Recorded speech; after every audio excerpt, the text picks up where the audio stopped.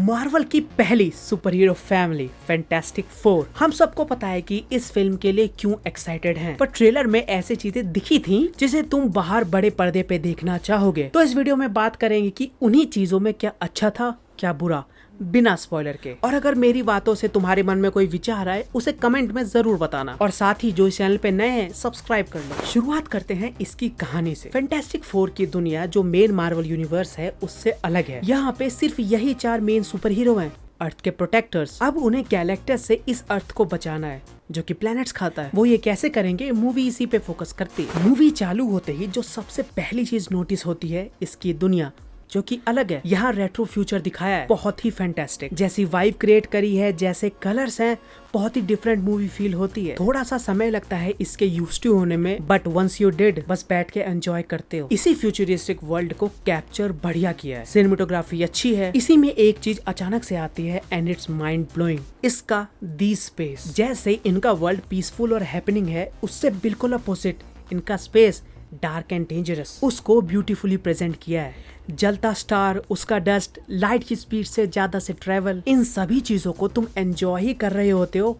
Movie horror फेंक के मारती है, स्पेसिफिकली कॉस्मिक हॉरर। और थोड़ी देर के लिए नहीं, वो सीन अच्छा खासा लंबा था, totally unexpected. Marvel movies giants को हमेशा से अच्छे से प्रेजेंट करती आई हैं। यहाँ पे मजे की बात ये है कि ये फिल्म मार्वल मूवीज जैसी लगती ही नहीं। मूवी अपनी कहानी 20 से शुरू करती है, दुनिया अलग है और ये मान के चलती है कि तुम्हें फैंटास्टिक फोर के बारे में पता होगा। मूवी शुरुआत में ही फैंटास्टिक फोर और उसके वर्ल्ड को इंट्रोड्यूस कर बता देती है कि ये तुम जो जानते हो उससे अलग है। ये सब इंट्रोडक्शन सुन के लगता है कि मूवी ऐसी ही है, एक्सपोजिशन में निकल जाएगी, पर मैं गलत था। मेन कहानी जैसे ही शुरू होती है, अपना पेस पकड़ती है, then it's completely different film. पूरी फिल्म 2 बड़े एक्शन सेट पीसेस के बीच में डिवाइडेड है, जो इसे फर्स्ट हाफ और सेकंड हाफ में डिवाइड करता है। दोनों ही बहुत अच्छे हैं, उनका सेटअप और बिल्डअप बढ़िया किया है, बट पहले वाले का जवाब ही नहीं। ये मार्वल मूवीज के सबसे अच्छे सीक्वेंसेस में गिना जाएगा। हर एक चीज यहाँ परफेक्ट अमाउंट में थी। शुरुआत ही कॉस्मिक हॉरर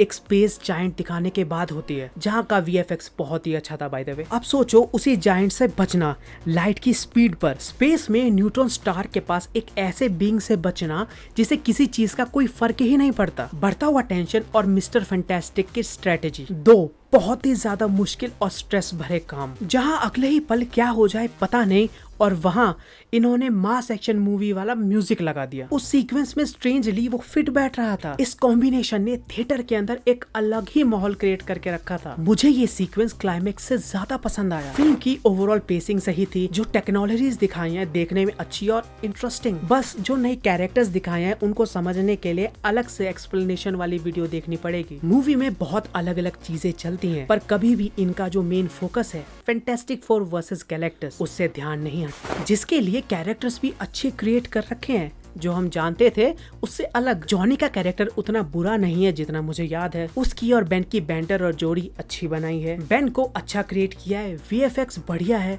पर्सनैलिटी स्वीट सी दी है, चार्मिंग है, और प्लस 10 पॉइंट्स क्योंकि इसे डरावना नहीं बनाया। देख के नाइस गाय वाली फीलिंग आती है। पूरी कास्ट ही जॉली टाइप की रखी है, जैसी इनकी दुनिया है, सिर्फ मिस्टर फैंटास्टिक को छोड़ के, जिनकी पावर स्ट्रेचिंग को भी बहुत ही अलग ढंग से प्रेजेंट किया है। सेम गोस फॉर इनकी धर्मपत्नी सू स्टॉर्म। उनकी दुनिया की टेक्नोलॉजी काफी एडवांस है, जिससे हर किसी की पावर्स को अच्छे से प्रेजेंट कर पाए। इन्हीं पावर्स को प्रेजेंट करते समय मूवी सबसे बढ़िया काम करती है जब मूवी के विलन स्क्रीन पर होते हैं। सिल्वर सर्फर, इसने अपने नाम को जस्टिफाई कर दिया। किसी का पीछा करते समय स्टार डस्ट पे इसने जो राइड किया, ये अच्छा था क्योंकि राइटर्स ने ऐसी सिचुएशन क्रिएट करी जहाँ इनकी पावर उभर के आए, जिसको अच्छा दिखाने में सिनेमेटोग्राफी, एडिटिंग, VFX का भी काफी बड़ा हाथ है। इन्हीं सब ने एक ऐसा कैरेक्टर भी बनाया है जो पूरी मूवी में ऑरा फार्मिंग कर रहा था। भाई का दबदबा फिल्म में फील होता है। गैलेक्टस कमाल का क्रिएट और प्रेजेंट किया है। पहले ही सीन में अपना प्रेजेंस और हॉरर फील करा दिया, हॉरर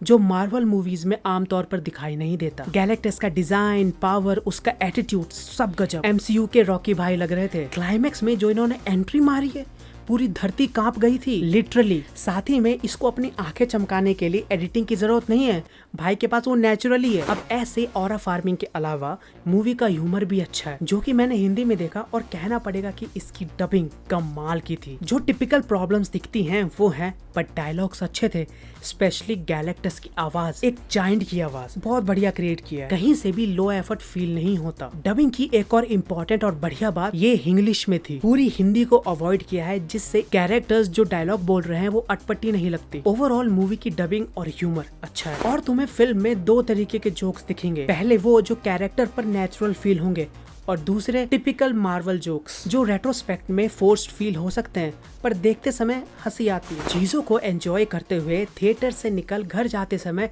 तुम इसके बारे में सोचते हो, दिमाग में रह जाने वाली फिल्म है ये। तब जाके थोड़े प्रॉब्लम्स नजर आते हैं। फैंटास्टिक 4 के सेकंड हाफ में प्लॉट होल्स नजर आते हैं। मिस्टर फैंटास्टिक की राइटिंग भी अप टू द मार्क नहीं है। फिल्म के मेन विलन गैलेक्टस को हराने के लिए जो प्लान्स बनाया जाता है उसमें बहुत सारे वेरिएबल्स होते हैं और ये मान लिया जाता है कि ऐसा ही होगा। अगर फेल हो गया, there was no plan B, जो कि हम स्मार्टेस्ट मैन ऑन अर्थ से एक्सपेक्ट करते हैं कि इसके पास प्लान ए से लेकर जेड तक होगा ही। और चलो ओवरऑल देखा जाए तो प्लान ए वॉज ब्रिलियंट, पर उसका एग्जीक्यूशन बहुत ही पुअर। ये सब देख के तुम खुद ही सोचने लगते हो कि व्हाई एंड हाउ, जो कभी भी एक मूवी के लिए अच्छा साइन नहीं है। मिस्टर फैंटास्टिक की राइटिंग उसको दूसरा टोनी स्टार्क बनाती है। व्हाई ही इज डिफरेंट, इस पे ज्यादा जोर नहीं दिया जाता, पर मूवी में इस बात को एड्रेस किया जाता है कि वो परफेक्ट नहीं है। तो देख ही रहे हो, चीजें थोड़ी बहुत इनकंसिस्टेंट है फिल्म में। जैसे गैलेक्टस की पावर्स बंदे ने फाइनल फाइट में यूज ही नहीं किया। और बताओ, मिस्टर फैंटास्टिक ड्राइविंग टेस्ट में फेल हो गया। फैंटास्टिक 4 के अंदर जितने भी इवेंट्स हुए हैं उनके बीच का टाइम बहुत तेजी से निकलता है। ओवरऑल देखने जाओगे तो फिल्म की पेसिंग सही है, पर कुछ जगह ऐसी भी है जहां लगता है कि